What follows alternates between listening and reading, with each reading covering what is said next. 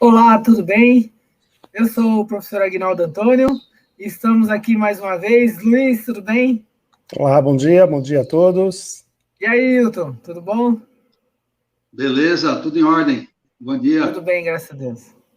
Estamos para mais uma transmissão do canal Inteligência Competitiva de Mercado e estamos chegando na fase final aqui, hein, Luiz, dessa série Desmistificando a Inteligência de Mercado. Que legal, hein? Legal, mas ao mesmo tempo já está dando saudade, né? É. Você sabe que para não ficar com saudade, a gente já deu uma estendida, mais um dia aí, né? Então, fiquem Pelo menos mais um, né? atentos e atentas a mais um dia, um sábado, dia 13 de março, hein? Que bom. Muito bom. E hoje falaremos sobre o quê, Hilton? Bom, a gente vai falar sobre análise de agrupamento usando uma das ferramentas aí mais populares que tem nesse mercado de data science, que é o R. Bom, rapidamente, Hilton, antes de passar para você, Luiz, na semana passada você começou explicando sobre análise de agrupamento. E, assim, rapidamente, dá para a gente contextualizar para quem está nos assistindo e até, né, convidar para assistir já o web da semana passada, né, que você fez toda uma contextualização bem no início. Mas vamos lá, vamos tentar ajudar o pessoal a entender o que é análise de agrupamento ou análise de cluster. Ok.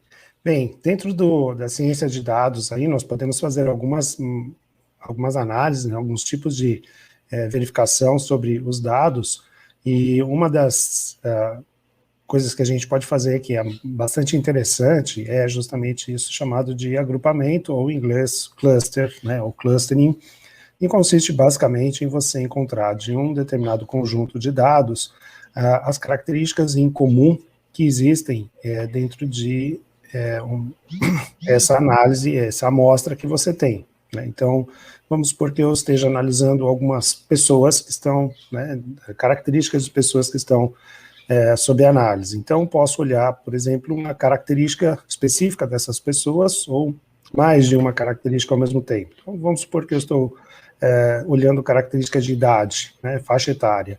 Então, o agrupamento vai tentar encontrar grupos de pessoas que tenham idades semelhantes e que, ao mesmo tempo, as idades médias de cada grupo sejam diferentes entre si.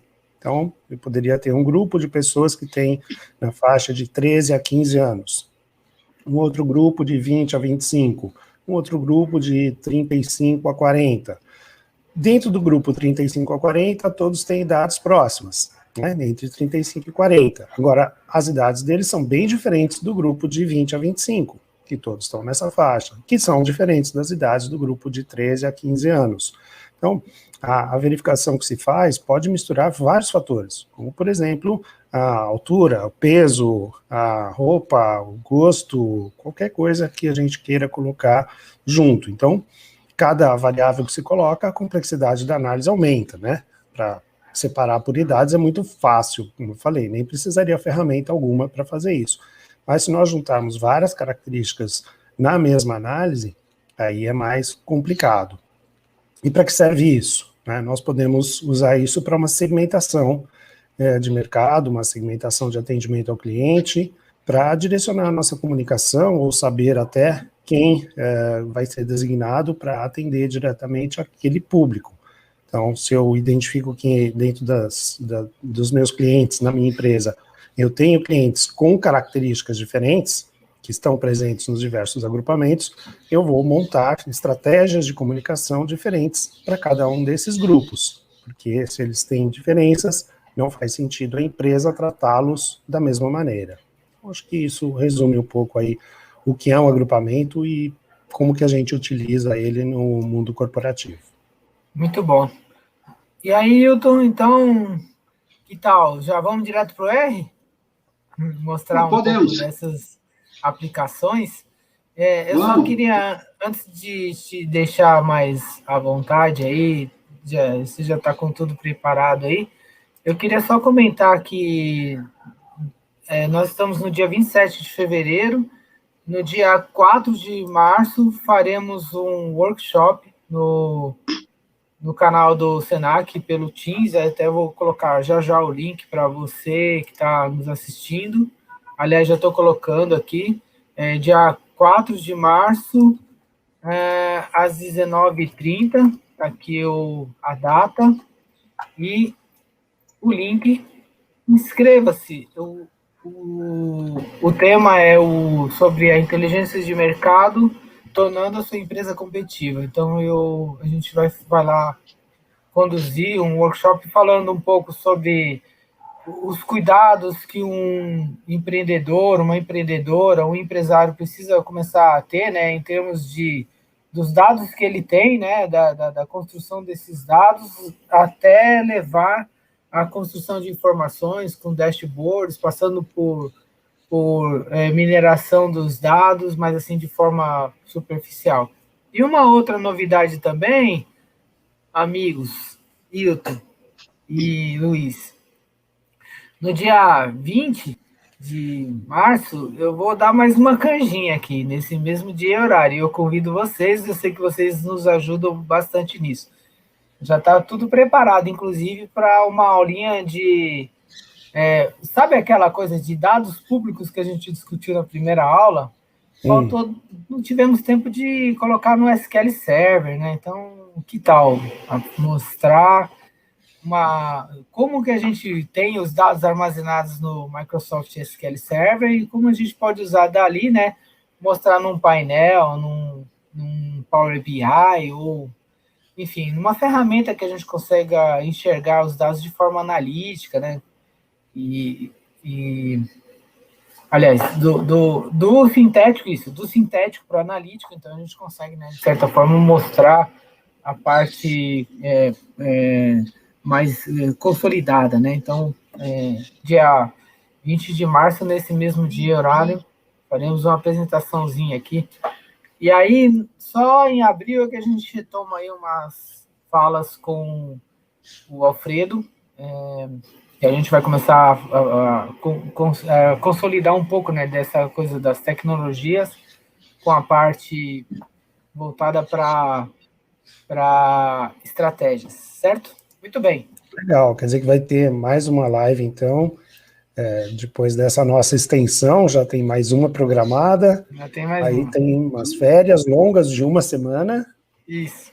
E aí, em abril, já começa de novo com o Alfredo Passos. Não, mas dia 27 de março, você acha que eu já não estou pensando em alguma coisa? Sem férias. Milton, sem férias. Esse patrão aí tá muito difícil, hein? Não é fácil não, esse professor Aguinaldo aí não é brincadeira, hein? Nossa senhora, tá judiando da gente. Muito bem, vamos lá. Tudo isso por que tem que pagar o salário dos amigos. Vamos lá, Hilton, hoje é seu dia, amigão. Vamos lá. Semana que vem sou eu sobre redes neurais. Bom, vamos começar a falar sobre análise de agrupamento, o clustering em R. Tá? Eu, pessoalmente, gosto muito da língua portuguesa, acho bacana, sempre que eu posso, prefiro usar termos em português, mas não tem jeito, né? A comunidade fala em inglês, a gente tem que usar. E acabou sendo padronizado esse nome clustering. Então, hoje eu vou falar fazer uma apresentação que tem duas metas muito difíceis. Uma, fazer uma apresentação do nível da apresentação do professor Luiz Pacheco no sábado passado, de coisas interessantes, bacanas, conceituais, muito legais. E outra meta também difícil, que ele falou de uma ferramenta que a cada dia eu estou achando mais bacana, que é o Weka. Eu estou recomendando ela para todos os meus amigos que mexem com estatística e não são programadores. E aí eu vou ter que... A minha meta seria mostrar que o R é tão fácil quanto o Weka. Só que nenhuma das duas coisas são verdade, né? O professor aí tem muito tempo de experiência, tem um grande talento, etc. E o R não tem jeito, ele não é uma ferramenta para usuários finais, ele é para programadores, tá? A tendência é que, a médio prazo, vá aparecendo mais ferramentas, na verdade já está aparecendo, né? Que não exigem programação. Você vai lá arrasta coisas e pá, abre, a ferramenta já tem um monte de coisas prontas e beleza. E aí a ideia de programador, pode até a gente pensar que tem um pouquinho de masoquismo, mas nem tanto, é que as linguagens de programação exigem muito mais trabalho para chegar em resultados, mas elas são flexíveis, né? Tem até um negócio que eu acho bacana, que é a ideia de que uma ferramenta, né, é quase um teorema, ou pelo menos um princípio de computação, que a ferramenta que é mais inteligente é menos flexível. E algumas ferramentas não muito inteligentes são mais flexíveis, né? Então, essa linguagem de programação, com certeza, que é o R, vai ser mais flexível, a gente vai conseguir fazer mais coisas a princípio do que o ECA, ou talvez até o SPSS, mas vamos ter que suar um pouquinho mais a camisa. Bom, aqui está a agenda do que a gente vai tentar cobrir. Tá? O professor falou bastante do lado conceitual, pelo lado da empresa. Eu vou começar a falar um pouquinho pelo lado da matemática. Eu até pensei em colocar umas fórmulas, mas não precisa. A matemática não é fórmula, e fórmula tem de assustar a gente. Até eu mesmo, quando comecei a olhar, falei, não, isso aqui vai tá dando medo. Mas vamos falar dessa ideia de minimização, que é uma ideia matemática que não precisa de fórmula. Vamos falar também do que é essa ideia de heurística, um panorama muito rápido aí das diversas técnicas, e aí vou falar do meu passado negro, aí meu passado me condena, né, que as coisas que eu andei mexendo com clustering no passado. Aí vamos entrar na parte mais técnica mesmo, né, que é identificar o melhor número de clusters, e daí em diante vamos tentar mais ou menos fazer para e passo o que o professor fez na apresentação passada, vamos tentar fazer por aqui, tá? E a ideia é que eu tentar mostrar que, apesar de a gente ter que suar um pouco a camisa, alguns recursos que, infelizmente, o pessoal do ECA não permitiu, né? Aqui a gente consegue, com certeza, suando um pouco a camisa, lendo um pouquinho, mas não é nada do outro mundo. Tem muito material bacana do R na internet, e é questão de parar, pensar, procurar, tal. E até estou tentando ajudar nesse esforço, no meu canal, estou desenvolvendo um livro, assim, bem básico, a partir do zero, para explicar um monte de coisas que acontecem muito na área técnica. Quem aprende passa a se sentir superior, e aí olha para os novatos com um ar de superioridade, né? E aí eu estou tentando escrever um livro, na verdade, por enquanto, só os vídeos, no outro canal, para mostrar, assim, de um jeito, como eles falam, for dummies, né? Para quem está realmente começando a mexer com R. Mas isso é outra história. Outro ponto importante é que eu estou desenvolvendo tudo isso dentro de uns sites que deixam a gente publicar as coisas como software livre. E depois da apresentação, eu vou deixar o endereço, o professor vai colocar nos créditos lá do vídeo, e essa apresentação e os programas que ela está mencionando vão estar nesses lugares para as pessoas pegarem, ler, estudarem, etc. Bom, então vamos lá. Bom, e em termos, o professor já explicou bastante bem, mas em termos assim um pouco mais formais, um pouco mais matemáticos, a ideia básica de análise de agrupamento seria o seguinte: se eu tenho um conjunto de pontos, tá? E esses pontos, cada um deles pode ser uma variável, né? Como o professor falou, pode ser idade, pode ser peso, altura, né? E aí eu vou querer dividir esse conjunto de pontos num certo número de subconjuntos, que eu, inclusive, preciso especificar a princípio, né? E aí esses pontos estão num espaço geométrico, tá? Então, não são qualidades não numéricas, por exemplo, bonito, feio, bom, ruim, etc. São medidas, são números, né? Então, com isso, eu consigo ter uma coisa de distância, né? E aí consigo calcular um centro. E aí, na terminologia do clustering, esses centros desses subconjuntos são chamados de centroide, né? Quer dizer, é uma coisa que é gerada artificialmente. Uma das metas dos algoritmos aí de clustering é gerar os melhores centroides, tá? Bom, e em termos matemáticos, essa coisa de análise de agrupamento, a gente chamaria de um problema de minimização. E aí, como eu falei, eu estou procurando criar grupos e dentro desses grupos, a distância de cada ponto ao seu centroide seja mínima. Tá? Então, eu estou querendo escolher os melhores centroides, né? E, portanto, os melhores grupos, né? Subconjuntos. Tá? Aí o problema é o seguinte, por isso que tem esse nome aqui, heurística. Tá? Heurística quer dizer mais ou menos o seguinte, você tem um problema que você talvez até consiga resolver matematicamente, mas nos computadores atuais vai demorar, sei lá, 10 anos, 20 anos. Então, é inviável. Aí, o que o pessoal faz? Eles bolam um truquezinho, né, que é uma heurística, no fundo, que resolve o problema de uma forma razoável, não é perfeita, mas consegue resolver num tempo razoável, tá? E aí, essas heurísticas, como eu falei, não são perfeitas, né? E a gente tem que usá-las como ferramenta, né? Mais ou menos que nem quando a gente é marceneiro, a gente usa um martelo para bater prego ou até para arrancar prego, mas para parafuso a gente usa a chave de fenda. Então, uma ideia é ter uma visão geral para poder escolher a ferramenta mais adequada.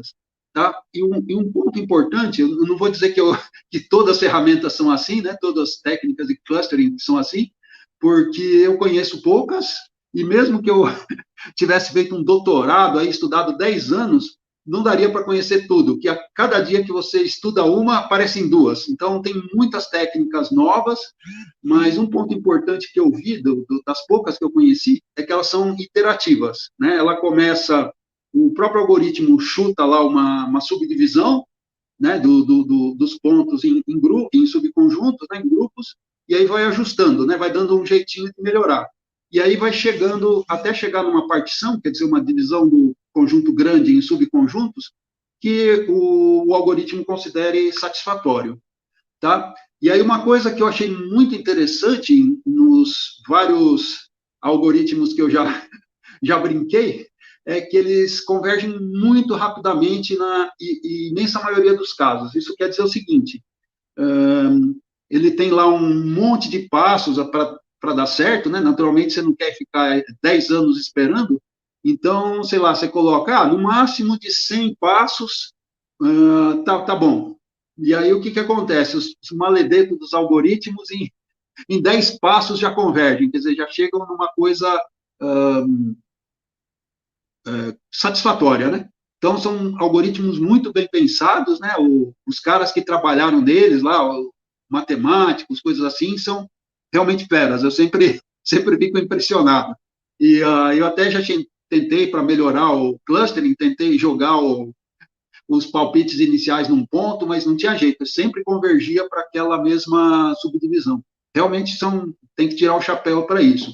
Mas agora, uma outra coisa importante é o seguinte, como eles não são um negócio perfeito, mesmo o cara bom para caramba que propôs um método, ele só pode falar no máximo o seguinte, não, esse algoritmo é bom porque funcionou para esses dados. Nada significa que você jogar os seus dados naquele algoritmo, que era maravilhoso para aqueles dados do cara que criou, que vai dar tudo certo. Pode ser que não. Por isso que é bom ter uma noção dos vários algoritmos possíveis, e esses programas todos que estão aparecendo, o ECA, o próprio R e vários outros, tem um monte de algoritmos. Então, esse negócio de trabalhar com clustering é como o professor tem falado, né? É uma coisa de experimentar. Você vai jogando os dados lá, vai vendo o que vai acontecendo, vai pensando e etc. Bom, e aí, para, assim, uma subdivisão, para a gente começar a entender essa história de clustering, né? Tem um monte de técnicas novas, mas aí, assim, pelo menos a partir da minha modestíssima experiência, eu encontrei 3 grandes grupos, tá? Um negócio que é exclusivo, por exemplo, cidade, né? Cidade, a gente mora, melhor, nasceu numa cidade, não tem jeito de alguém nascer em 2 cidades, então seria um grupo exclusivo. Aí tem um cluster fuzzy, hoje em dia está muito em moda as pessoas fazerem análise genética, aí eles falam assim, eu sou, sei lá, 80% africano, 10% europeu, 10% asiático. Então, a mesma pessoa está em 2, 3 grupos diferentes, com diferentes graus de pertencimento. Esse termo fuzzy quer dizer mal definido, é mais ou menos como uma barba de uma pessoa, que não é uma superfície tão lisa como fosse o rosto, né? O rosto sem barba, né? Então, é fuzzy, é uma coisa meio mal definida, né?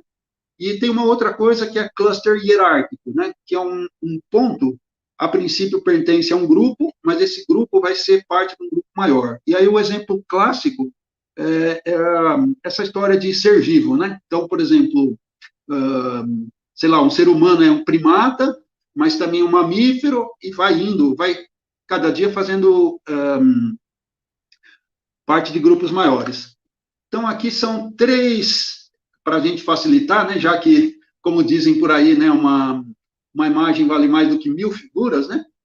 Olha, aliás, uma imagem vale mais do que 1000 palavras, aqui estão alguns exemplos, né? Então, esse cara aqui é o algoritmo mais popular daquele tipo exclusivo, tá?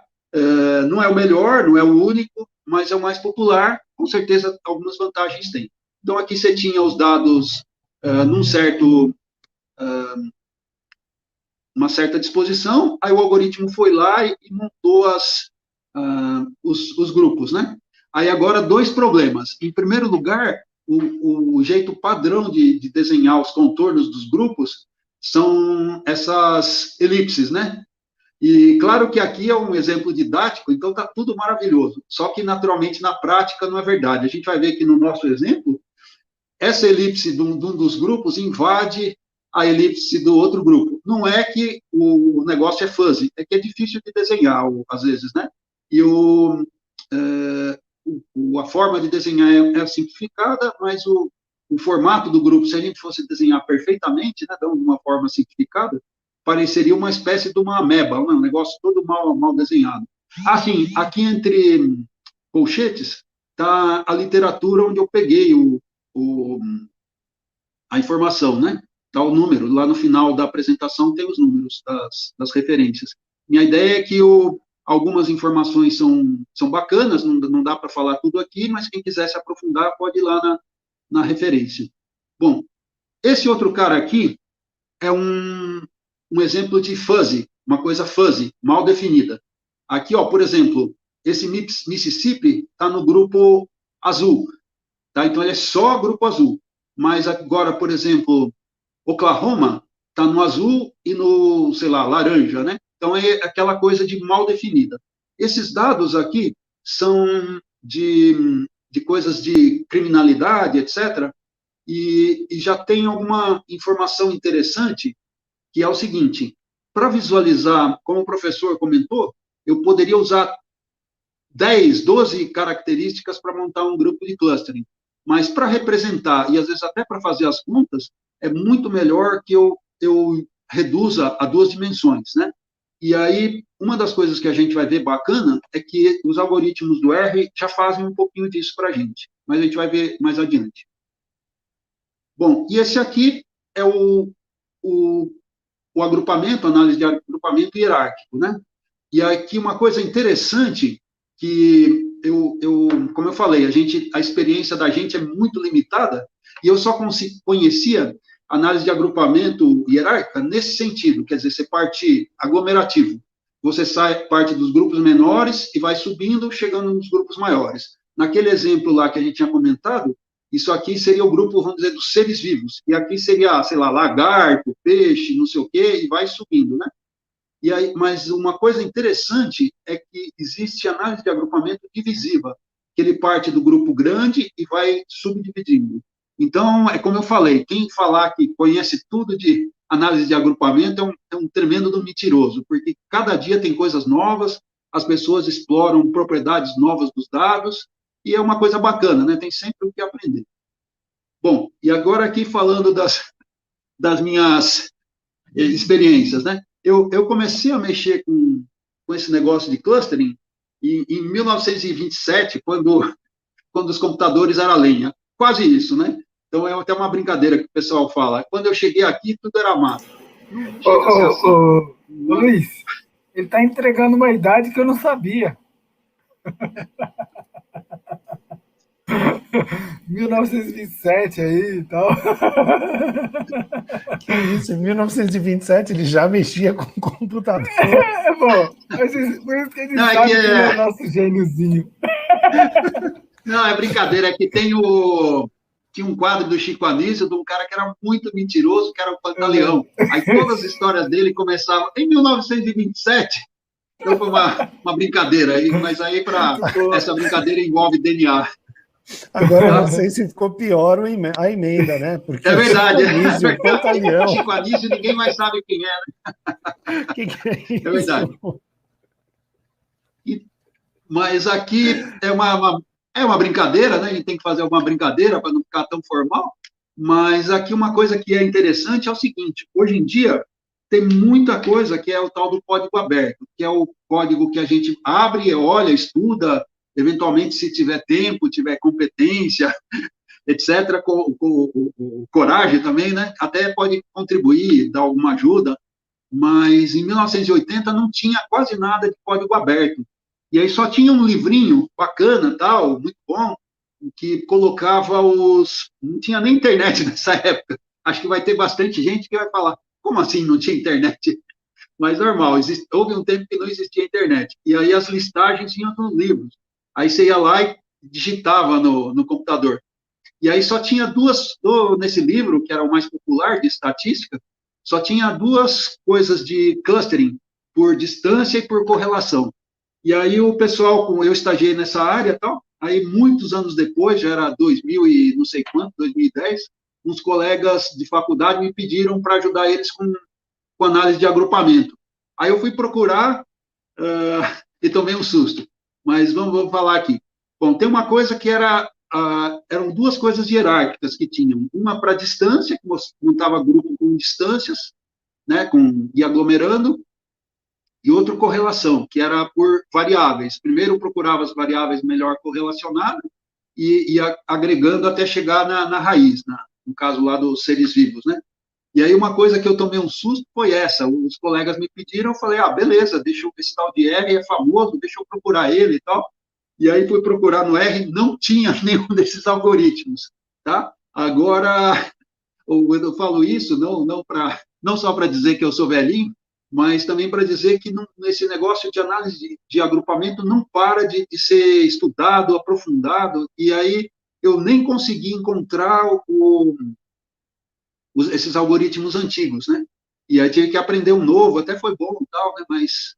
E aí, às vezes, você nem consegue encontrar coisas. As coisas são muito dinâmicas e estão mudando muito rápido, tá? E, bom, então é isso. É possível Isso que já daqui a foi em 10 anos a gente 1950. olhe... Como? Isso já foi em 1950, mais ou menos. Pois é, já é 1950. Já tinha computador a lenha. Tá? Então, e aí, como a gente estava falando, né, não existe uma forma única para definir o melhor algoritmo. Também não tem uma forma única para definir o melhor número de grupos, tá? Como eu falei, o R é muito completo. Eu achei lá um negócio que fazia uma espécie de enciclopédia de formas de avaliar grupo. Eu olhei e falei, nossa, o que é isso? Provavelmente tem matemática complicada lá, mas tem montes e montes de ideias. Então, é inviável a gente correr atrás de todas. E aí tem uma que todo mundo usa, assim, uma medida tradicional, para avaliar a qualidade dos clusters, né? dos subgrupos que a gente dividiu o conjunto maior. Aí ela chama, tem até um nome bonito aí, vou falar em francês para ver se, para impressionar, né? Que é Total Within Cluster Sum of Squares, né? E, provavelmente, se alguém que fala inglês ouvir, vai ter um ataque de riso, mas beleza. E aí a sigla que o pessoal usa é WSS, tá? Por causa dessa coisa aqui do WSS. E aí, o que eles fazem? Eles pegam, para cada grupo, para cada cluster, calcula a distância ao quadrado. Por isso que é sum of squares. E até o centroide do grupo. Aí faz isso para cada um dos grupos, né? Cada um dos clusters. E aí depois soma tudo, tá? E aí, claro que quanto mais grupo houver, a distância de cada ponto ao centro desse grupo vai ser menor. Em termos teóricos, tal, né? Sei lá, digamos que você tem 100 dados, você poderia, teoricamente, fazer uma subdivisão em 100 subgrupos, né? Claro que é uma brincadeira, não tem sentido, né? Mas, nesse caso, a diferença daquele ponto ao centro do grupo dele, seria 0, tá? Só que não vale a pena, né? Para que você vai montar grupo que a quantidade de caras dentro do grupo é 1, né? Não tem sentido. Mas isso aqui resume a seguinte ideia. No limite, o número o WSS vai tendendo a 0. Só que ele vai tendendo a 0 muito devagar. Então, qual que é a ideia dessa coisa aqui? Não sei se eu falei, mas os americanos adoram falar misturar coisas de tecnologia, até de ciência, com coisas do dia a dia. Aqui no Brasil, a gente é super mais formal e jamais faria isso. Mas aqui, isso aqui é chamado método do cotovelo. Com um pouquinho de, como se diz, de boa vontade, a gente consegue ver aqui como se fosse um braço, né? E aqui é onde o braço se articula, né? Aqui, sei lá, seria o antebraço, coisa dessas, né? E aí, qual que é a ideia dessa curva? Olha, aqui está quando é um grupo só, ou seja, não tem flexibilidade nenhuma e o erro é máximo. Então, aqui é o máximo de erro. E aí ela vai caindo muito rápido, tá? Aí tem um ponto a partir do qual a queda, né, do erro é muito lenta. Então, é isso que o pessoal está procurando nesse método do cotovelo. Eles estão procurando um ponto a partir do qual incluir novos grupos não vale a pena, tá? Porque para a gente analisar, quanto menor o número de grupos, melhor, fica mais fácil de entender. Então, é isso que essa metodologia faz, tá? Na verdade, nada é muito simples. Tem um monte de métodos, esse é só um deles, e beleza, a gente vai ficar com ele porque não dá tempo, não é prático estudar todos os métodos, e no fundo, eles são equivalentes, né? Que são métodos que partem de um ponto de vista prático, de uma heurística, né? Então, sei lá, de repente um é tão bom quanto o outro, talvez valha a pena a gente se preocupar e poder experimentar vários deles para ver qual se ajusta mais aos nossos dados. Bom, então agora vamos começar a brincar com R. Antes de rodar os programas, eu vou apresentar eles na tela, vamos discutir um pouquinho, depois eu vou rodar para a gente ter uma experiência real do R. Então, eu comecei a trabalhar com os dados que o professor montou, tá? Ele teve todo o trabalho de pegar os dados da COVID-19, da OWD, analisar e escolher as melhores variáveis. Então, ele escolheu essas duas variáveis, que é a porcentagem de pessoas vacinadas e o IDH. Tá? E aí eu vou mostrar, na verdade, isso aqui, como eu falei, brincando, né? Isso não tem a menor chance de ser tão fácil de usar quanto o ECA, né? Que já tem telinhas, tal, né? Que eu estou tendo que programar. Mas vai dando um feeling, né? Então, eu estou fazendo mais ou menos em paralelo com o que o professor fez. Então, aqui é um programa, eu vou tentar explicar o que cada linha do programa está fazendo. Bom, em primeiro lugar, eu estou escolhendo o diretório onde eu vou trabalhar. Então, o que está escrito aqui, né, nessa história de programador odiar escrever, e programador americano mais ainda, o que está escrito aqui é: defina o diretório de trabalho, set working directory. Aqui está uma divisão, o caminho, que minha máquina é Linux, mas para Windows seria equivalente. Aqui seria o raiz, aqui o meu diretório pessoal, né, se eu não me engano é users, Hilton, né, em Windows, e assim por diante. Então, aqui é onde estão os meus programas, source, né, e os meus dados também. Aí eu estou montando uma cadeia de caracteres. Aí acho que é intuitivo, isso aqui é o sinal de atribuição do R, é um dos, né, não é o único. Eu estou jogando nessa variável chamada file, né, arquivo, o caminho com o nome que o professor definiu para os dados que ele filtrou para a gente.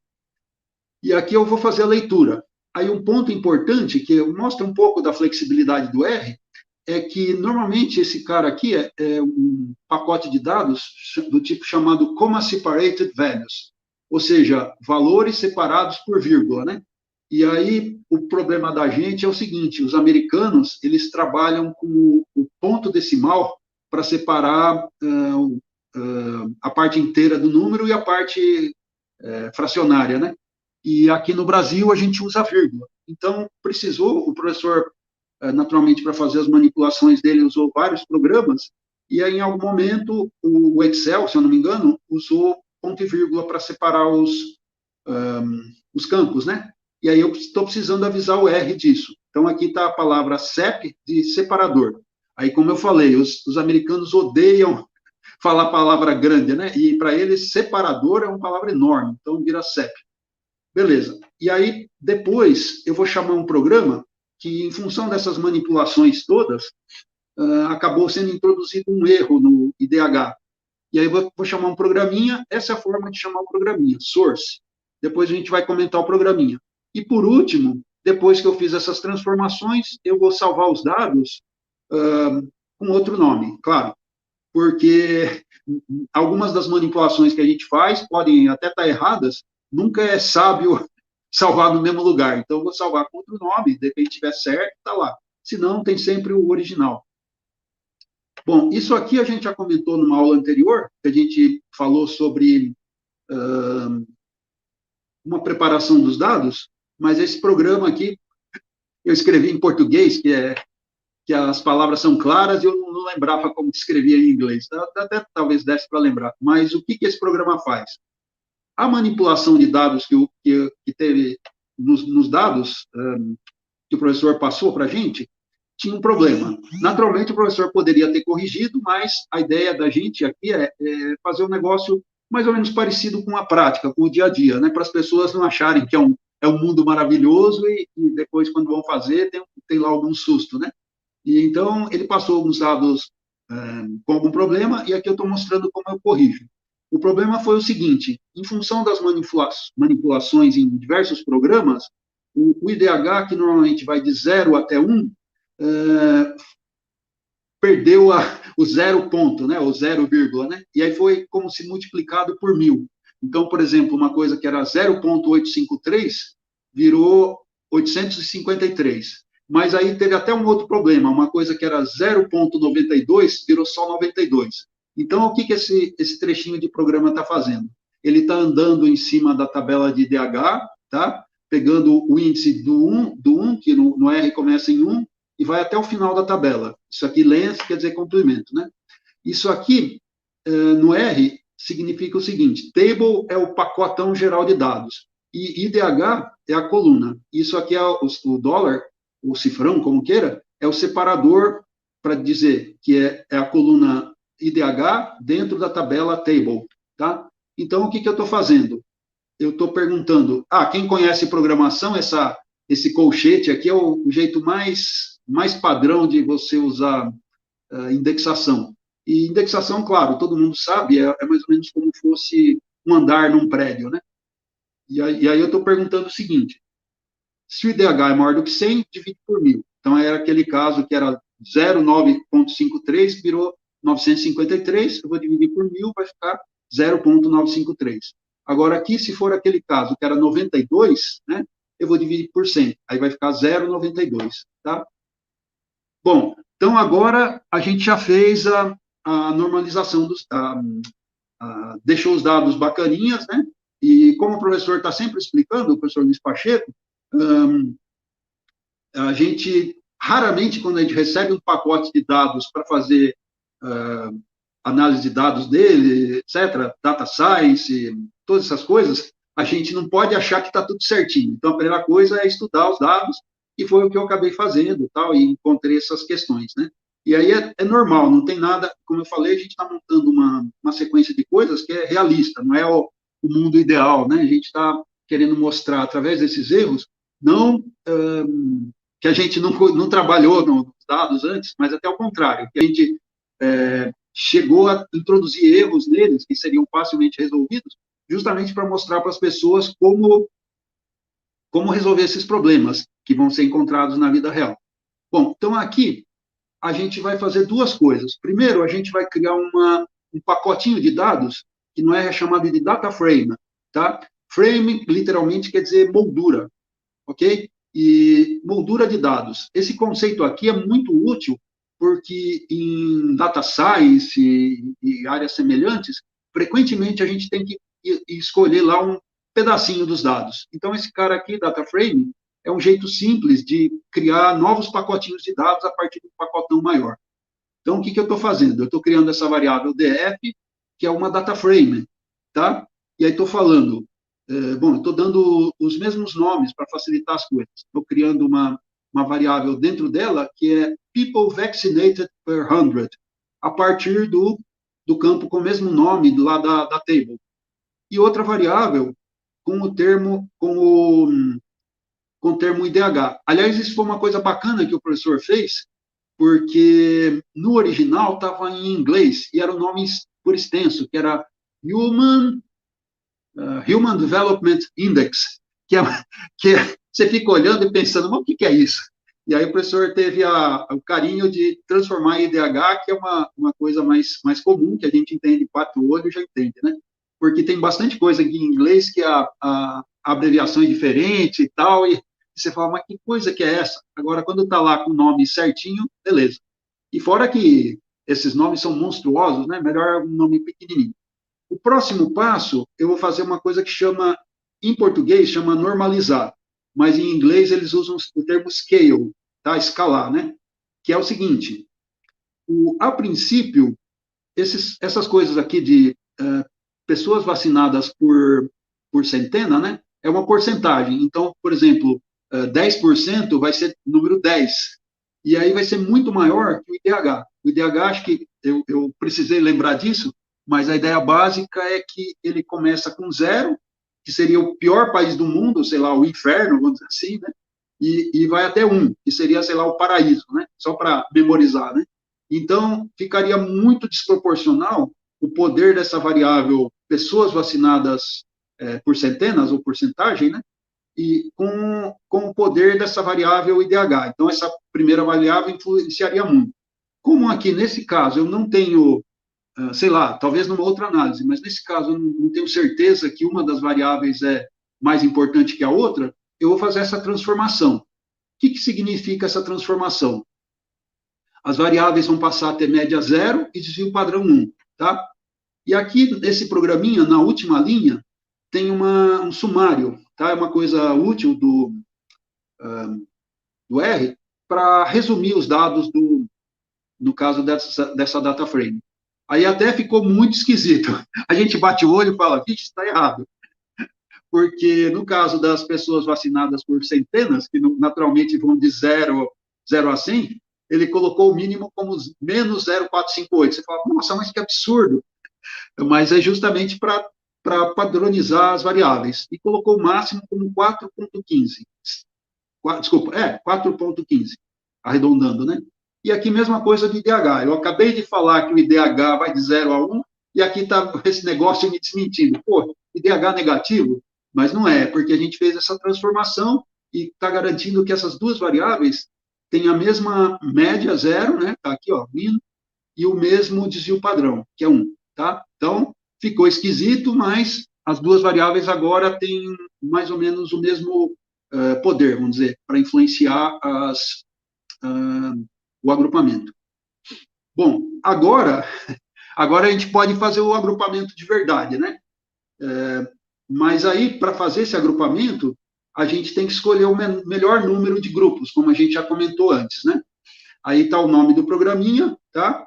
Aqui, nessas duas primeiras linhas, tem uma coisa muito poderosa do R, que é o seguinte, o R, por padrão, já tem bastante coisa legal, mas ele permite você acrescentar coisas novas.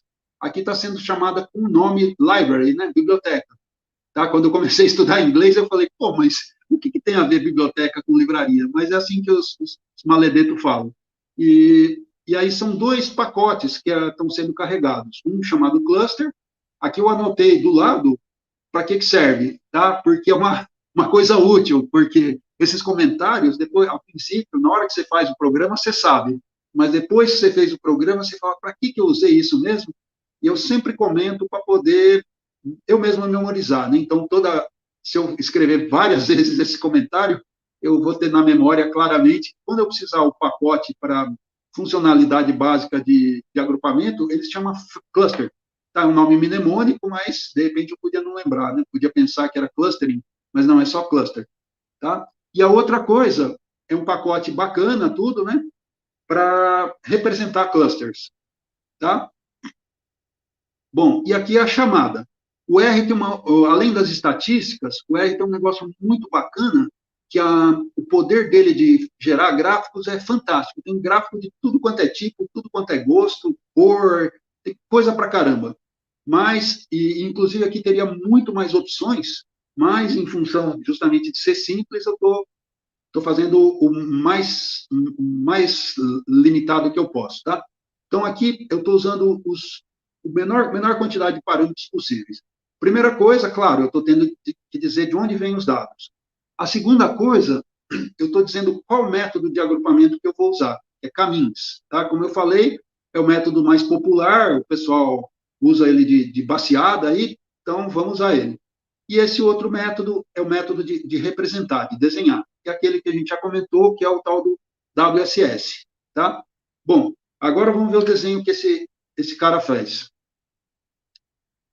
Esse desenho aqui, ele é muito feliz, porque ficou muito claro que o elbow, né, o cotovelo desse negócio aqui, é o 3, tá?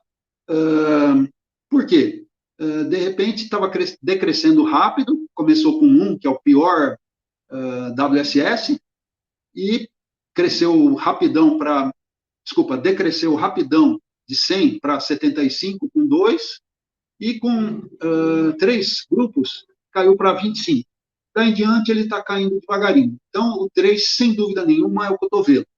Mas agora, só para mostrar como esse negócio é empírico, como se diz, heurística, todas essas coisas, eu rodei um outro pacote que nem estou mostrando aqui, porque, nossa, gerou um monte de informação, absurdo monte, tá? Montes de metodologias que provavelmente eu teria dificuldade até de procurar na internet, que metodologia que é essa? E nesse outro método, que ele fazia uma espécie de votação, olhava dezenas de heurísticas para definir o melhor grupo, lá sugeriu 2, tá? E aqui, olhando pela curva, o 2 que está aqui é um número de grupos ruim, porque tem 75% de erro, 70%. E é visível nessa curva que o 3 é o mais melhorzão, né? Que é a partir daqui que começa a decair, tá? Então, como eu falei, a gente não tem problema a gente usar dezenas de recursos, mas na hora a gente precisa usar o tal do bom senso, que como esses métodos são todos, não digo cocheiros, né? É uma coisa pesada de dizer. As pessoas que montaram eram inteligentes, super capazes, grandes pesquisadores, todos esses negócios, mas, no fundo, todos esses métodos são heurísticas, quer dizer, eles partem de um ponto de vista bem bobinho inicial para fazer uma conta rapidão, tá? Então, nada substitui o bom senso. Então, aqui, pelo bom senso, esse é o melhor método e acabou. Não tem que olhar, prestar atenção nessas outras coisas supostamente mais sofisticadas, mas que estão dando uma dica ruim. Pô, 2 é ruim, tá? E 3 grupos é perfeito, tá? Dá bem mais próximo de 25. O 25 é bem menor do que 75. Bom, então agora a gente vai gerar os clusters e, como eu falei, né, a gente precisa mostrar esses resultados aí.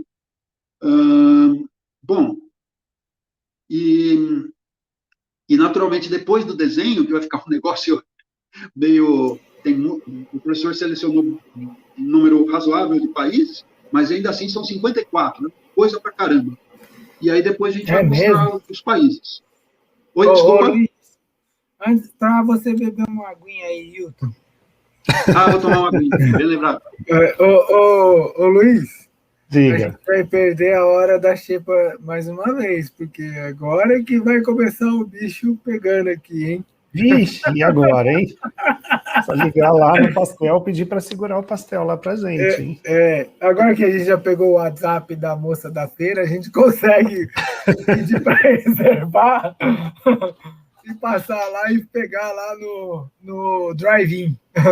Aliás, está uma fila enorme hoje para chegar lá no estádio do Pacaembu, porque está tendo até vacinação. O Hilton já pode ir, né? A gente já aproveita que está fazendo posso. estudos sobre Covid, já aproveita, já passa por lá e já passa na feira, e Se o já pega Wilton, o É pastel verdade, reservado. no Pacaembu tem uma perona, né? É verdade. se o Cuidado para Wilton não furar a fila. trabalhava, se o Wilton trabalhava com computador em 1927, já pode ir. Uma justificativa é essa gravação. Pois é a prova. Nossa, a gente está brincando com uma coisa séria aqui. Melhor a gente. Vamos lá. Muito bem, bebeu sua aguinha vocês estão aí, rindo, mas eu teria uma razão para chorar. Eu revisei essa apresentação dezenas de vezes, mas eles dizem que o último erro a gente descobre na hora que está apresentando. Eu acabei de descobrir que o nome da função está escrito errado aqui.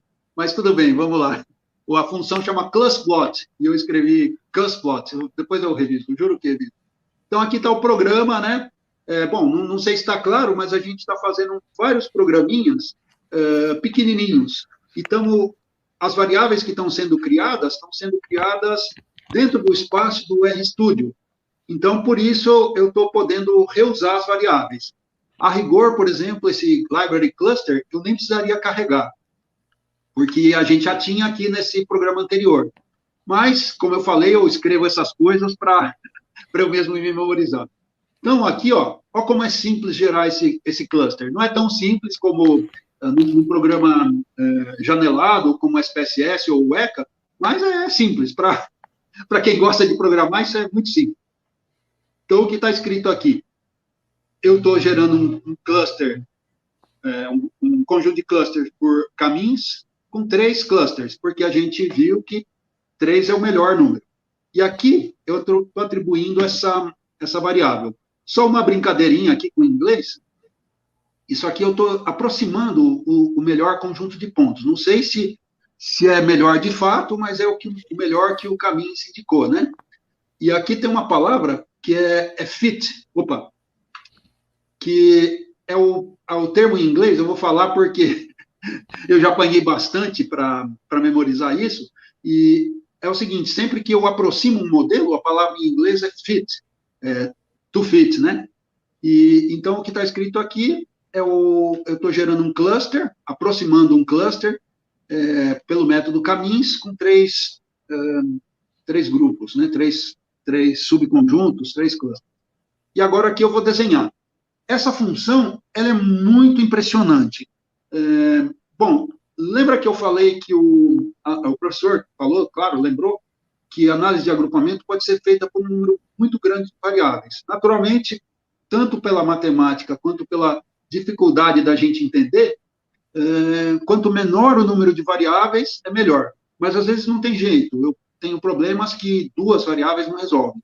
Então, tem um negócio que a sigla é PCA, que chama Principal Component Analysis, que significa o seguinte, ele pega lá um pacotão de dados e reduz a um número menor.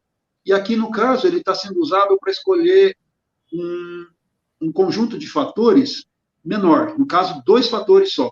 Então, essa mesma função, clusplot, não cusplot, que faz o desenhinho, ela é capaz, se eu mandar para ela um cluster grandão, com um monte de dimensões, ela vai gerar lá um desenhinho menor, tá? Com 2 dimensões só, a partir desses fatores, que são o quê? Combinações de todas as variáveis lá desejadas, tá? Bom, então é isso que está acontecendo aqui. E no caso, como ela trabalha de um ponto de vista muito genérico, eu estou avisando para ela, na verdade, avisando para a gente que vai ler o diagrama que ela gerar, que no eixo do Y vai estar a variável pessoas vacinadas por centena, normalizada, né, que para os americanos seria scaled, mas para a gente, em português, é normalizado. E no eixo do X vai estar o IDH. Aí aqui está o desenho. Minha memória do que a gente fez é que o professor fez é que os grupos são análogos, são semelhantes, o R e o ECA mais ou menos convergiram para a mesma ideia. Mas a ideia básica é o seguinte, tem um grupo muito pequeno, só com 3 países, com IDH muito alto, tá? Não se impressiona que o número aqui é 3, mas lembra que ele foi normalizado, tá? Então, ele tem um IDH muito alto e uma porcentagem de pessoas vacinadas muito grande, tá? É o máximo aqui. E tem um grupo de países com IDH baixo, que é esse, mas com porcentagem de pessoas vacinadas relativamente grande, tá? E no meio aqui tem um grupo que o IDH é de médio para bom, né? Melhor do que desse outro grupo, com baixa quantidade de vacinação. Uma coisa importante aqui que está escrito aqui é o seguinte: lembra que eu falei da PCA? Esse tal de PCA não é perfeito, né? Essa quantidade de fatores que ele consegue gerar não é perfeita. Então, ele diz para a gente o quanto esse ajuste foi bom. Quer dizer, quantos fatores que ele escolheu foram bons, quanto explicam a variedade dos pontos. Aqui, como não precisou fazer fator nenhum, eu já dei só 2 dimensões, ele se virou bem, por isso que ele está dizendo que deu 100%. Então, não tenho o que conversar. Eu só falei porque essa técnica do PCA é muito útil, porque, de repente, você tinha 3 dimensões, já seria um desenho difícil de fazer. Se tivesse 4, 5, pior ainda, nem daria para representar. E quando eu consigo jogar para 2 variáveis só, 2 fatores só, fica muito mais legível, tá? Então, essa mesma função que é a ClusPlot, ela consegue fazer as duas coisas, tanto representar em 2 dimensões, como, se necessário, reduzir as dimensões. Eu achei bacana, uma coisa típica do R, que as funções, às vezes, fazem coisa pra caramba. Você fala, nossa, faz isso também. Tá? E agora aqui, finalmente, eu vou fazer uma coisa que o pessoal de computação chama de join.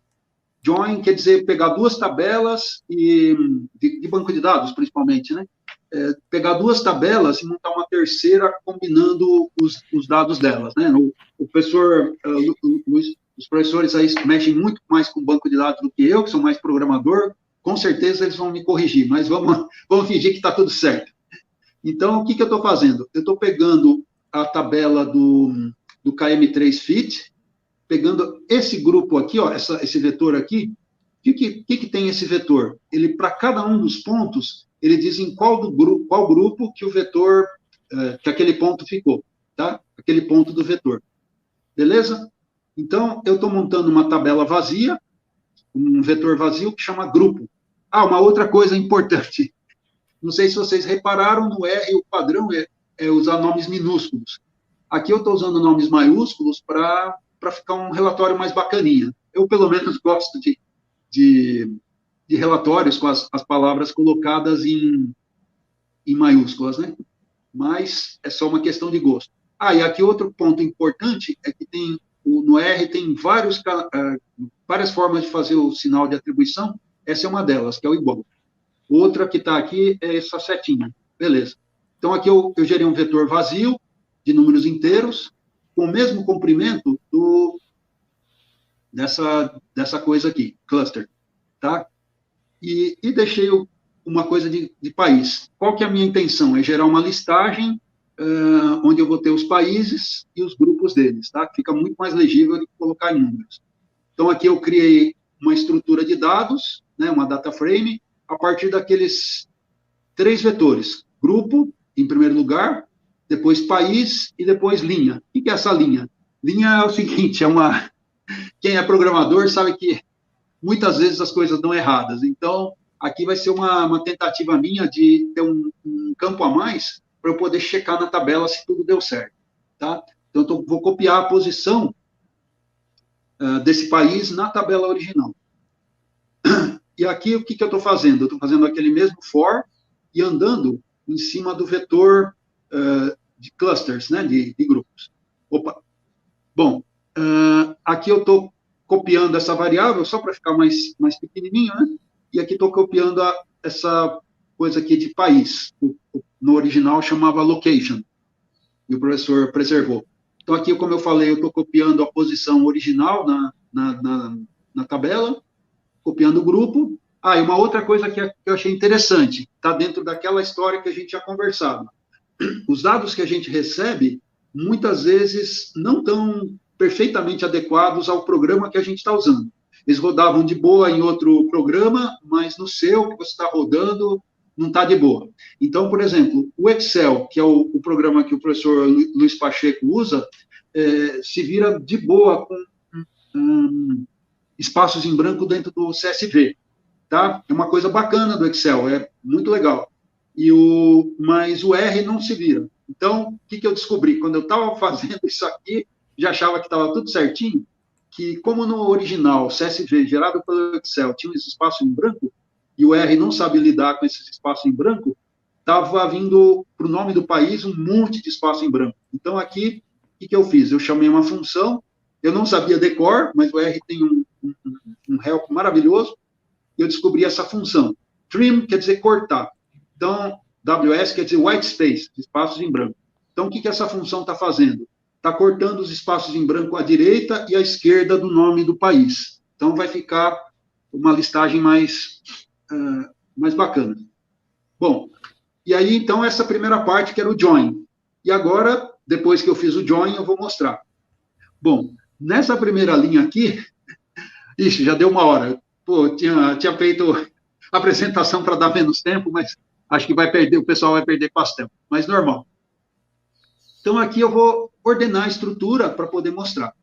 Nessa primeira linha, tem um negócio assim que, quando a gente começa a usar uma linguagem de programação, o que a gente faz? A gente puxa experiências de outras linguagens, o que é totalmente errado, porque as outras linguagens vão ser feitas segundo outras ideias. E no caso do R, mais ainda, que o R foi feito não por pessoas de ciência da computação, que todo mundo mais ou menos pensa igual, mas foi feito por estatísticos. Então, é uma coisa bacana, funciona bem, mas frequentemente você fala, ué, mas não é assim? Quer dizer, porque a forma deles pensarem era outra. Então, o que está escrito aqui? Bom, em primeiro lugar, a primeira coisa que eu vi nessa função, eu falei, ué, o gato está fazendo aqui? Então, isso aqui, americano odeia falar palavras longas. Então, tem um verbo em inglês que, para a gente, em português, tem um tamanho razoável, que é catenate, que significa concatenar.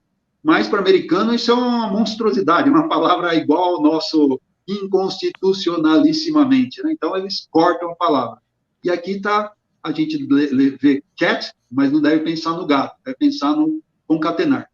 Essa outra palavra aqui tem uma história mais fácil de entender. A gente vive fazendo nos programas Ctrl+C, Ctrl+V. Então, Ctrl+C em inglês é copy, e Ctrl+V em inglês é paste, quer dizer, colar. Então, o que está fazendo isso aqui? Bom, se a gente olhar, é uma expressão assustadora, eu não nego, tá? Quando eu escrevi isso sem muita dificuldade, eu falei, até que eu estou aprendendo esse negócio, mas não vale dizer que eu aprendi isso ontem, antes do... Mas a ideia básica é a seguinte. Então, primeiro, o que esse cat está fazendo? Ele está concatenando um monte de expressões e jogando na tela. Aí, esse cara aqui, esse paste, ele está gerando os nomes dos grupos, tá? Então, eu estou falando para ele triplicar, no caso, a palavra grupo, primeiro com o número 1, depois com o número 2, depois com o número 3. Então, vai gerar um vetor escrito grupo 1, grupo 2, grupo 3, tá? Aí, vou colocar um espaço em branco e vou mandar colocar do lado de grupo 1 o valor do grupo 1. E aí, quebra a linha, tá? E aí, depois de tudo, ele vai quebrar uma linha geral para esse grupinho ficar separado do resto. E aí, eu estou falando para ele, não precisa colocar espaço em branco entre essas linhas todas. Quer dizer, a linha vai ficar purinha, sem um espaço em branco separando ela da anterior. E agora aqui eu estou fazendo duas coisas. Uma primeira coisa que, nossa, é uma coisa fantástica do R, eu achei muito legal. Eu nunca tinha visto isso em linguagem de programação. A única coisa que eu vi parecida, mas mesmo assim não tão expressiva, como chama? É uma técnica que é como fosse um SQL para dados no C#, que é bacana tudo, mas pode ter certeza que eu mexi um pouquinho com C#, mas não vou lembrar o nome agora. Mas é uma coisa muito mais concisa no R. O que ele está falando aqui? Ele está falando, eu quero pegar a Data Frame Clusters, que a gente definiu no programa passado, mas que ela seja ordenada primeiro por grupo, por aquele número, né, que identifica o grupo, e depois pelo país. Então, eu vou ter uma listagem de grupos subordenada por países, tá? Então, ele vai remontar aquela tabela, mas agora com essa ordem que eu preciso. E essa última linha aqui, isso é uma gambiarra de programador. O R preserva, nessas ordenações, preserva a indexação original. Então, ficava gerando um ruído lá, ficava a tabela difícil de ler, né? Eu fiz uma gambi aqui, que o trabalho de programador, muitas vezes, é descobrir as gambiarras, para que a numeração dos índices, que fosse na apresentação, fosse nova. Claro, porque eu quero ver o seguinte, grupo 1, 2, 3, 4, etc., né? E aqui, finalmente, eu vou imprimir essa listagem de grupos. Então, vamos ver o que aconteceu. Aqui está o tamanho dos grupos. Então, a primeira coisa, de boa, a gente viu que aquele grupo primeiro tem só 3 países, mas os outros 2 ficava complicado a gente contar, ele está contando para a gente aqui. Então, gerou o rotulinho, grupo 1, 3 elementos. O rotulinho, grupo 2, 38, e assim por diante. Passou e aqui no estão teste, os países. Luiz? Passou no teste, Luiz? Passou assim, na verdade, quem sou eu, né, para dizer quem está certo e quem está errado. Mas eu estava aqui em paralelo olhando o que eu tinha apresentado e os meus dados eram bem próximos aqui. 3 países, 36 e 15. Deu 3, Legal. 33 e 18, é isso?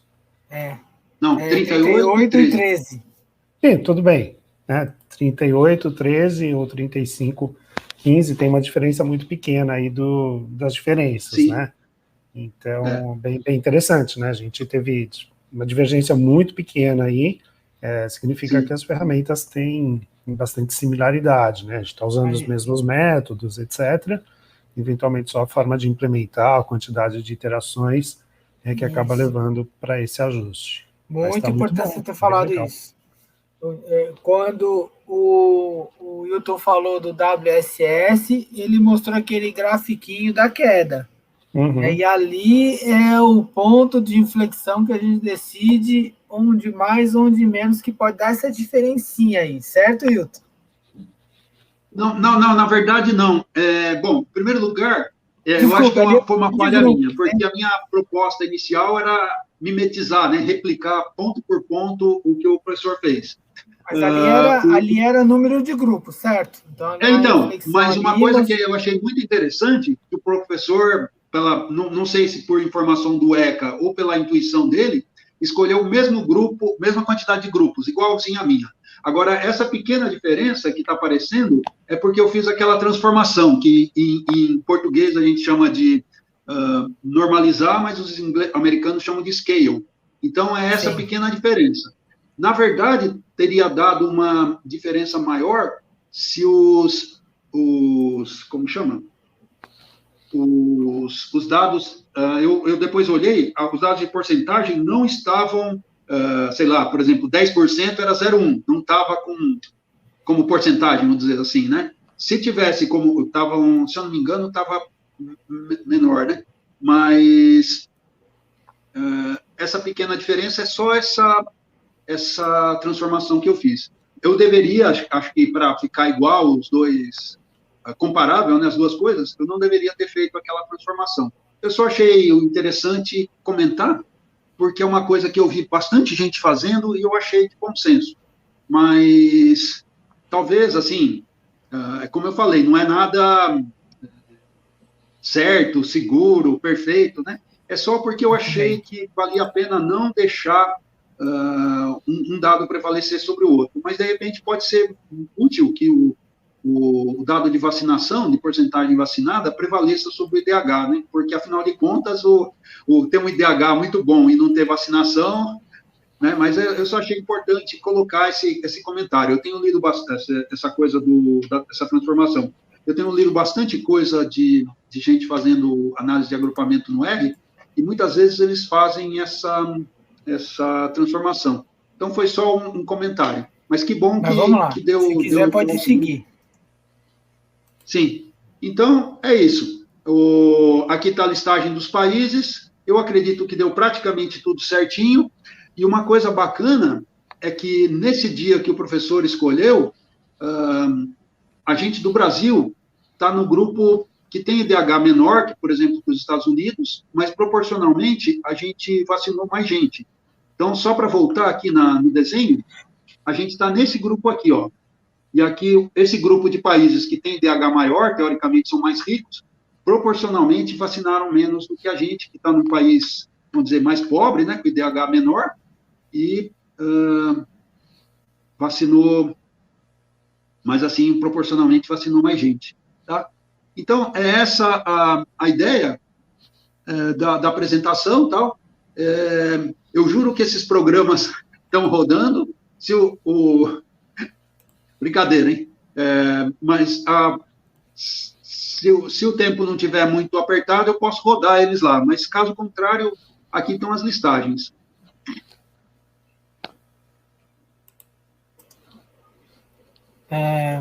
Bom, deixa eu tirar... isso.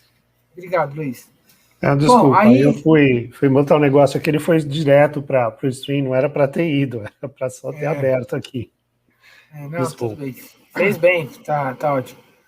Bom, muito bem, o Hilton, eu acho que como a gente combinou, né, esse horário aqui de até 11h15, a gente já está 11h15 aqui, a gente precisa só negociar agora se vai perder a feira e a xepa e o pastel. Mas, assim, para mim, equivalente, acho que foi claro, né, Luiz? Acho que foi claro para a gente, né? Eu acho que é só questão de mostrar o código. A ideia era mostrar a funcionalidade, mostrar a aplicação, não é isso, Luiz? Uhum. Eu acho que foi bem didático, deu para pegar cada trechinho, né, e cada passo da análise. Acho que isso foi legal. O professor Hilton conseguiu colocar de uma forma muito didática cada etapa que foi fazendo, as transformações dos dados, falou sobre a limpeza, falou sobre o problema de ter espaços e a transformação no IDH, são super relevante essas questões de pré-processamento, né, que isso realmente traz um diferencial, né, até eu acho que é o papel do analista, né, o conhecimento do negócio, aquilo que a gente vem falando, né, de multidisciplinaridade, não é só o técnico, e só o técnico nem olharia para isso e traria lá dados do IDH totalmente diferentes do que é a realidade, né? Então essas transformações, esse cuidado com as informações é super relevante para você trazer realmente um resultado eficaz, né, da análise de dados que está sendo feita. E daí ele foi mostrando, passo a passo, né, como a gente conseguiu gerar aqueles 3 clusters, né, que pelo WSS indicou ser o menor número de clusters, com menor erro, sem gastar, né, muito tempo, ou seja, chegar a dados irrelevantes, que seria um número maior de clusters. E, por fim, a coisa que o ECA não faz diretamente, né, que é mostrar quais são os países e qual grupo eles pertencem. Né? Então, isso é uma vantagem do R, poder manipular os dados de uma maneira mais completa, que as ferramentas prontas, né, às vezes não trazem o recurso que você gostaria de encontrar, e você teria que levar os dados para fora para trabalhar em outro ambiente para chegar no mesmo resultado. E o Hilton mostrou que no R a gente já consegue ter esse resultado diretamente dentro da própria plataforma. Foi muito legal também. Muito legal. Eu também acho que, Hilton, aqui nós estamos numa fase de desmistificação. Com certeza, esse vídeo que você fez aqui, você vai colocar no seu canal. E a gente quer também incentivar as pessoas a acompanharem você, acompanhar o Luiz, né, a me acompanhar aqui nesse canal, também a nos acompanhar, né, acompanhar os outros colegas que participam. E é importante, eu já fiz aqui 2 vezes a referência ao seu canal aqui, que eu acho que é muito, muito importante. muito gratificante até para quem não é programador, começar do zero. Você começa do zero, ninguém, me perdoe a minha ignorância, ou o meu, meu raciocínio limitado, desculpe, minha racionalidade limitada aqui em algumas coisas, mas eu não vi nenhum vídeo que começa do zero, explicando o que é variável. E você, com o cuidado de um programador de um bom tempo, teve esse cuidado. Eu quero ensinar do conceito de variável como uma caixinha, onde eu armazeno uma caixinha, onde eu armazeno letras ou números. Então, se eu armazeno letras, eu tenho que ter o cuidado dessa caixinha ter uma... Aqui no R não tem essa preocupação, mas eu tenho essa condição de condicionante de armazenar informações de variáveis, isso o cara leva para o resto da vida, essa dica que você dá lá no seu canal. Então, né, Luiz, eu acho que, Wilton, tá de parabéns, assim, acho que a gente chega naquele ponto lá não é de igualar ou comparar, mas de fazer mesmo, né, de apresentar e de desmistificar. Qual a utilidade de uma análise de cluster? Usando a ferramenta R ou usando o E, que a gente chega no mesmo. É questão do pesquisador ou da pesquisadora, né, ter um senso ali de entender 2 para cima, 2 para baixo. Por quê? Porque foi feito isso, foi feito aquilo. Poxa, aí na hora você já falou, não foi só não foi só a divisão dos grupos, não, foi por isso, por aquilo, né? Então, é isso, gente. O que acha? Bom, eu, antes de mais nada, queria agradecer muito aí as palavras muito simpáticas, muito generosas. Às vezes até parece brincadeira, mas eu realmente admiro muito os 2 professores, assim, nas faculdades onde a gente trabalhou, tanto o professor Luiz Pacheco quanto o professor Aguinaldo, era muito querido pelos alunos e tal.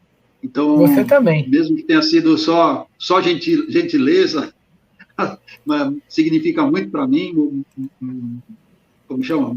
Me motiva muito. E uma coisa que eu pensei nesse canal que eu estou montando, que a princípio saiu de um livro e vai voltar para um livro, a ideia é que muita coisa que é feita em R, as pessoas mais experientes descobrem quebrando a cabeça, e assim que elas descobrem, elas não contam para os outros, né?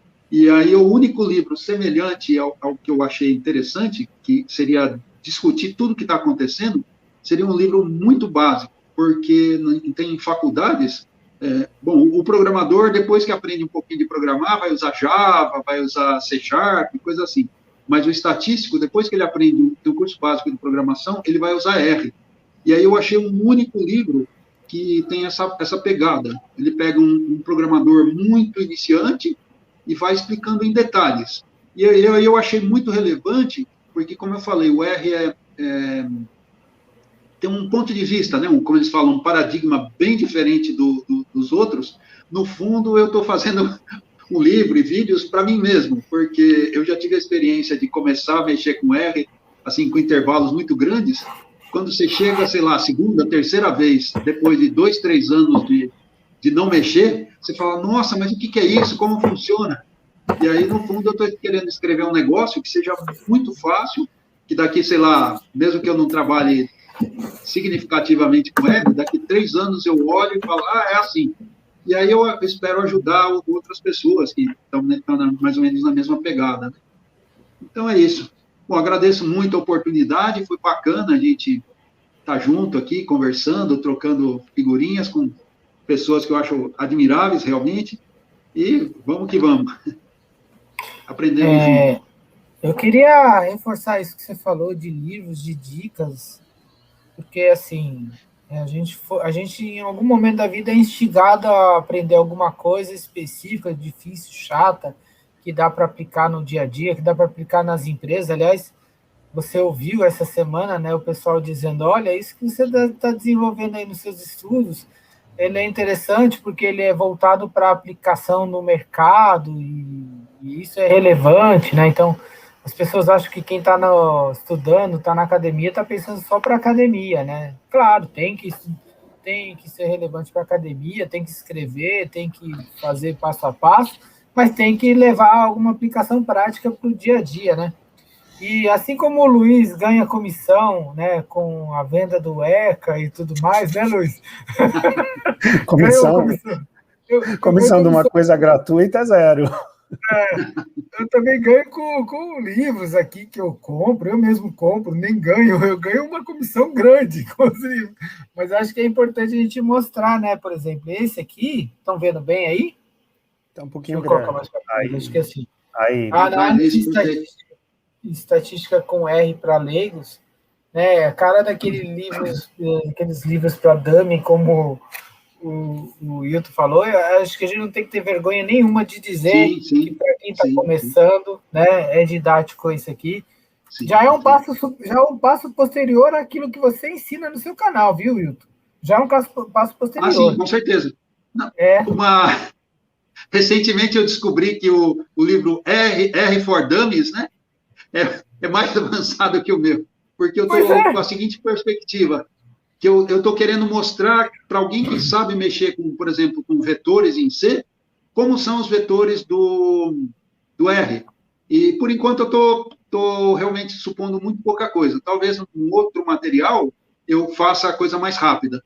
Mas o livro R for Dummies, ele já supõe, ele vai muito mais à frente. É um livro muito bom, eu baixei, gostei muito, inclusive, está disponível na internet. E mas ele já ensina coisas mais avançadas. Então, de certa maneira, o único.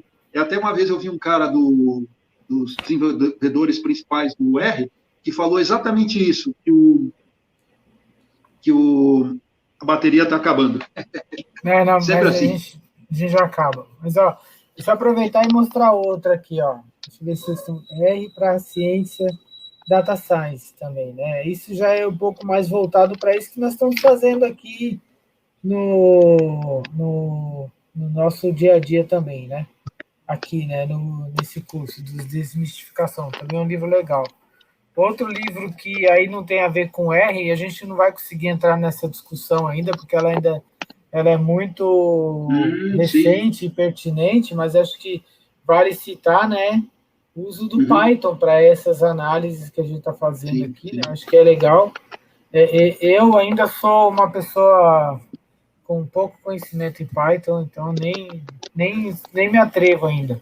Agora, um que, que nos ajuda nessa parte de Big Data e trabalhar com Big Data é algo assim voltado para a mineração de dados, né? E esse aqui também é com todo o passo a passo de programação, mas como eu disse, todos eles começam um passo posterior ao conteúdo apresentado pelo canal do YouTube. Então, acho que é O importante. Aguinaldo, mas Oi. além desses livros aí, se a pessoa que está assistindo aqui quiser conhecer mais sobre esse universo, tem algum curso legal que você conhece, assim, sobre esses assuntos todos? Um curso bacana, assim, no nível de negócios mesmo, no nível pós-graduação, conhece alguma coisa Uhum. legal? Tem. Esse a gente tem que falar com prestígio até, né? No Centro Universitário Senac, a gente está com inscrições abertas para o curso de pós-inteligência de mercado. E nós temos aí, estamos praticamente na última semana, praticamente, de definição das matrículas. As matrículas ainda estão abertas para começar agora, dia 15 de março. Então está pertinho para começar, inclusive. Na próxima quinta-feira, faremos um workshop sobre inteligência de mercado e aplicado para empresas, que é tornando a empresa mais competitiva. Interessante, porque ali a gente vai explicar, né, como é que a gente identifica como que a empresa está assim, né, onde ela está situada em termos de competitividade.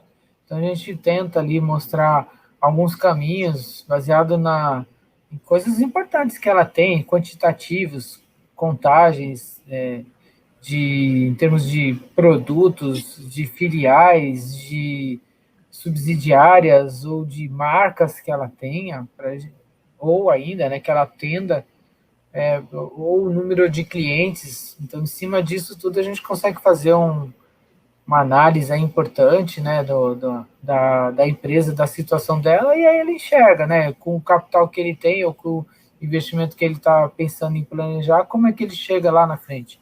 E tudo isso é calcado, né, nas informações de estratégia, de marketing, dos dados que ela tem, de pesquisa que ela faz ou fez no meio do caminho, para, inclusive, ter uma visão preditiva, né? Uma visão de cenário, né? Que isso é muito importante. E aí já até deixamos o convite aqui para mais uma live semana que vem que tem essa pegada, né? De voltada para cenários e o uso de redes, né, neurais, né? Para isso, né? Tipo, ó, vem aí um futuro. O que a gente tem de dados e como a gente pode prever esse futuro? Mesmo que ele seja baseado em predição e cenário, é aquela coisa, né? Você está vendo que está batendo vento, parece que está escurecendo o tempo, mas não chove. Parecia que ia chover, mas não chove. Então, é assim que a gente pensa, né? Então, por isso a gente vai falar de redes neurais semana que vem. E sobre o Senac, eu já coloquei aqui o link para vocês. Quinta-feira, a inscrição está aqui nesse link. Quinta-feira, esse workshop. Matrículas abertas do Centro Universitário Senac. Tudo isso que a gente está falando aqui é praticamente aplicado com dados, com bancos de dados, com um monte de coisa, com painéis, com dashboards, com Power BI, que a gente já teve aqui. Muito importante. Então, nos dias finais, né, das inscrições para o curso. Então, importante que no curso o aluno possa praticar isso, né? Tenha um tempo, né, para ver a teoria, para poder aplicar. Que a gente tem se preocupado em trabalhar com ferramentas bastante acessíveis, né? E que ele possa usar também os resultados e conversar em aula com os professores sobre os resultados obtidos, e obter ali algumas dicas de quem já conhece um pouco do uso na prática, né, e pode trazer algum valor agregado, né, bem melhor do que o que a gente consegue mostrar aqui em 1h30 cada sábado. Por isso, o novo curso da pós, os novos modelos o modelo novo dos cursos da pós, eles estão calcados para ser híbrido. Ele tem uma parte híbrida. Então, que a gente já fazia. Fica para nós, vai. Você mandava o cara fazer uma atividade em casa, você não fazia tudo em sala de aula. Se você faz tudo em sala de aula, o cara não aprende. Então, o que a gente fez? Quantificou a parte que é feita em casa, com atividades, com tarefas, com desenvolvimento, projeto, falando, olha, você já faz um curso híbrido aqui, em sala de aula uma parte e em tarefas e exercícios em outra. E aí a gente quantificou isso e fez com que o curso mudasse a sua estrutura, o que ficou bacana, e deu até para enxugar o curso para, tipo, começa em março e termina em dezembro. Horrível, mas termina em dezembro. Outra coisa, o cara veio da graduação, quantas aulas por semana ele teve? 5, 4, porque às vezes tem EAD. Após também nós estamos fazendo do mesmo jeito, para poder terminar em um ano. Então, em um ano o cara termina. Tudo bem, mas quantas vezes por semana? 4. Duas aulas síncronas, com o professor lá dando aula e tal, explicando, discutindo com o aluno ali, né, na sala, como a gente está fazendo aqui. E 2 fora, para ele... 2 aulas eu falo, né? Segunda e quarta. Então, segunda uma disciplina, quarta outra. Então, o conteúdo da segunda, ele pode reservar a terça para fazer, e o conteúdo da quarta ele reserva a quinta ou a sexta, enfim, para fazer. Então, é isso que eu estou querendo dizer, que uma parte do conteúdo ele acaba sendo presencial e outra parte online, para ele realmente desenvolver alguma coisa. Pois não, Wilton? Uma coisa que eu acho interessante dessa abordagem é que muitas dessas tecnologias, etc., sei lá, tem um lado muito teórico, que acaba sendo até desmotivador, que você olha e fala, mas para que serve isso?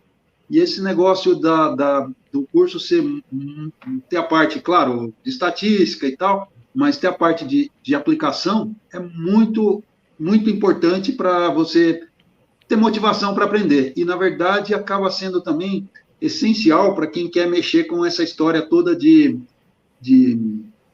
data science, todas essas metodologias, porque o cara, você vê a descrição do perfil do profissional de data science, ele é um cara que entende programação, é um cara que entende estatística, mas mais do que tudo, que talvez seja uma das coisas mais importantes dele, é que ele entende o negócio. E aí, esse curso do professor, como ele está trazendo justamente a ideia do negócio, é um componente, assim, que você talvez não encontre em cursos, sei lá, que são dados por matemáticos, coisas assim, que, tudo bem, você vai aprender a parte da matemática, mas vai ficar faltando essa perna, vou dizer, o Data Science é um tripé, um curso mais matematizante ou mais computacional, não vai se equilibrar porque vai ficar faltando essa perna do negócio. E realmente é essencial. Por exemplo, eu não teria feito nada dessas análises todas se não fosse um dado real, dado de Covid, que já é motivador, dado de você saber, mas qual país está na frente, qual país está atrás. Então, essa história de você estar próximo do negócio é o que te traz motivação, permite você entender, permite você... enfim, usar melhor a ferramenta. Então, mesmo para quem tenha um perfil talvez mais técnico, acho que esse curso acrescentaria muito, esse curso de inteligência de mercado, porque é o curso que vai te permitir conversar com o cara que vai te contratar ou não, né? Que você chegar lá só falando em números, só falando em programa, o cara vai falar, mas o que esse cara está falando? Agora, se você chegar lá e falar, ó, essa ferramenta que eu estou usando, minha experiência, você mostrar que aquilo agrega valor para quem está operando a empresa, é o que vai realmente te tornar interessante para a empresa, né?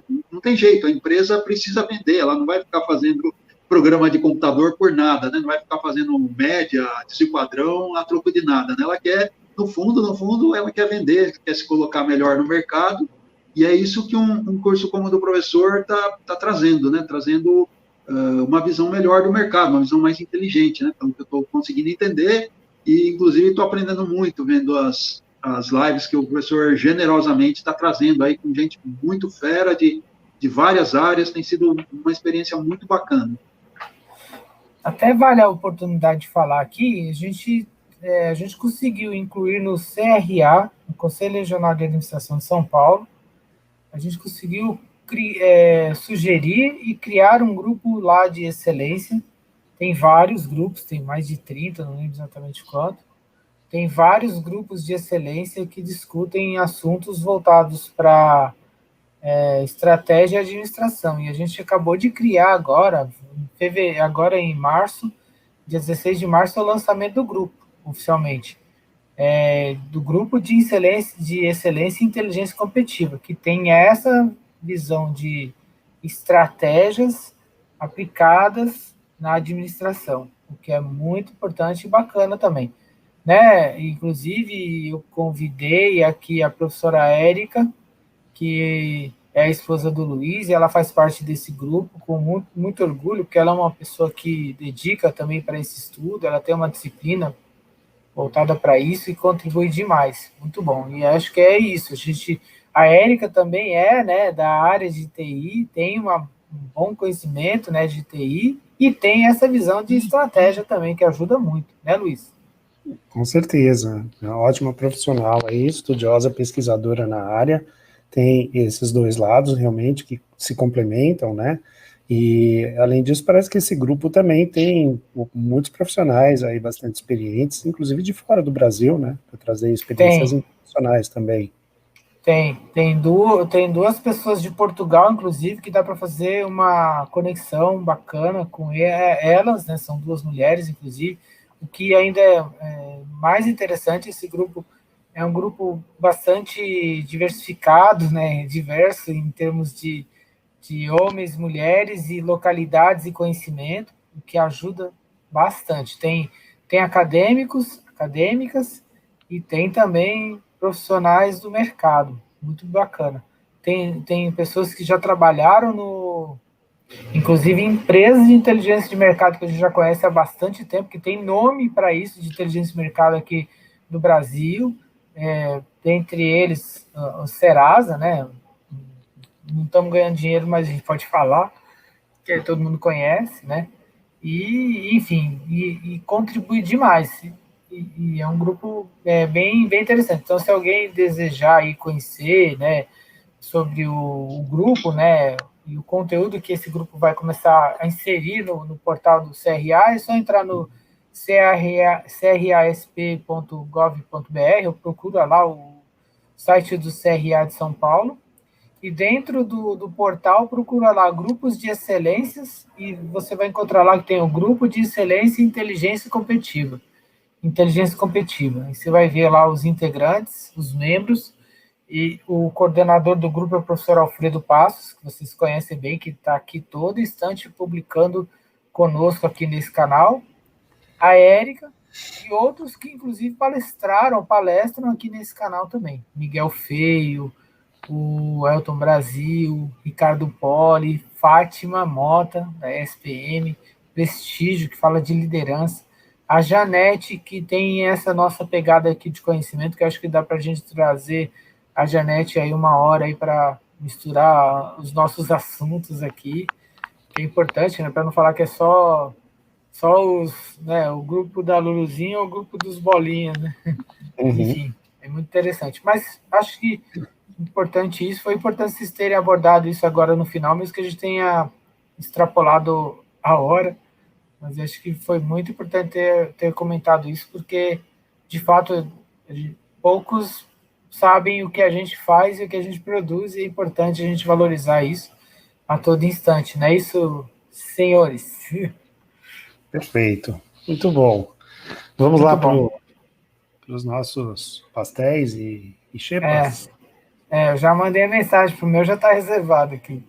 Pizza e carne seca. Bem na hora da chuva aqui, ó. Muito bom. Hilton, obrigado, viu? Puxa, obrigado, Valeu, gosto muito de conversar com os mestres, é sempre uma honra, sempre eu aprendo um tanto, e muito obrigado pela oportunidade. Luiz, muito obrigado, e olha, até agora a gente vai chegar na última etapa, a gente vai procurar, a gente só vai mudar um pouco, talvez, a exemplificação para poder caber mais, né, o assunto, para a parte de... Não, dá para fazer cenários, mas seria interessante cenários empresariais.